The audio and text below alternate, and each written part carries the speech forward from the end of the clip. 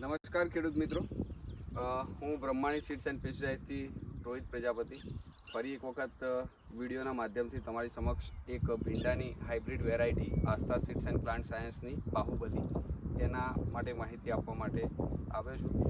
અમારા નજીકના એક ફાર્મર જે છે એમણે આ વેરાયટી લગાવી છે, એમના વિશે થોડીક બે ચાર વાતો કરીશું એમની સાથે। તો દીપકભાઈ, તમારું આખું નામ?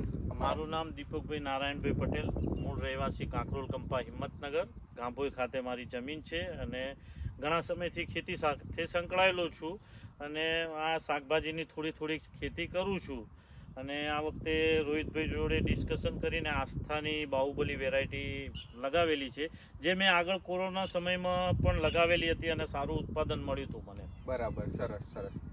તો દીપકભાઈએ જેમ વાત કરી એમ કે ભાઈ એમણે પહેલાં જ્યારે કોરોના આવ્યો તો એ વર્ષે પણ એમણે આ બાહુબલી વેરાયટી લોકડાઉન સમયે વાવી હતી અને સારું પ્રોડક્શન આવ્યું હતું। અને જર્મિનેશન વગેરેમાં શું કહેવું થાય છે તમારું કે ભાઈ એનું જર્મિનેશન કેવું આવ્યું? જર્મિનેશન અત્યારે તો એકંદરે બહુ સરસ છે, વાતાવરણના હિસાબે સરસ છે। હજી દવાના 2 સ્પ્રે લીધા છે આપણે, બીજું કોઈ ટ્રીટમેન્ટ કરી નથી। ખાતરમાં બી 1261 કાલે મેં ચડાવ્યું હતું, જેની જોડે ડોળની દવા નાખી હતી મેં, થાયોમેક્ઝાઇમ, ડોળ ક્યાંક દેખાતો હતો, બાકી કોઈ ટ્રીટમેન્ટ કરેલી નથી। જે છે આ પ્લાન્ટેશન દેખાય છે, આ વિધાઉટ પેસ્ટિસાઇડનું કેવું હોય તો કહી શકાય, ઓછા પેસ્ટિસાઇડનું છે। બરાબર છે। અને દીપકભાઈનું ફાર્મ જે છે સુરાણી ફાર્મ, ગાંભોઈથી જતા, ગાંભોઈ અને ગાંભોઈથી પહેલા આવે છે, નેશનલ હાઈવેના નજીક જ છે ફાર્મ એમનું, અને ખૂબ જ સુંદર ખેતી કરી રહ્યા છે તેઓ। અને આધુનિક પદ્ધતિની સાથે, વૈજ્ઞાનિક પદ્ધતિની સાથે એઓ ખેતી કરી રહ્યા છે, જેની અંદર ડ્રીપ ઇરિગેશન સિસ્ટમ પૂરી લાગેલી છે।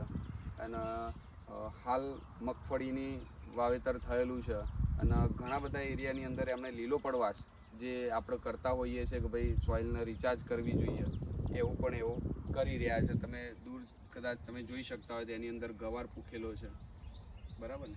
ફ્લાવર બી બાજુમાં એમણે ફ્લાવરની પણ ખેતી કરેલી છે।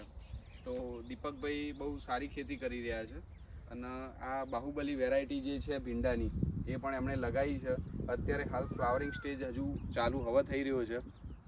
તો નેક્સ્ટ વિડીયોમાં તમને જે છે એની ક્વોલિટી, ફ્રૂટની સાઇઝ અને એની પિકિંગ ક્વોલિટી બધા વિશે તમારી સાથે ચર્ચા કરીશું નેક્સ્ટ વિડીયોમાં। તો થેન્ક યુ દીપકભાઈ, આભાર આપનો, વેલકમ।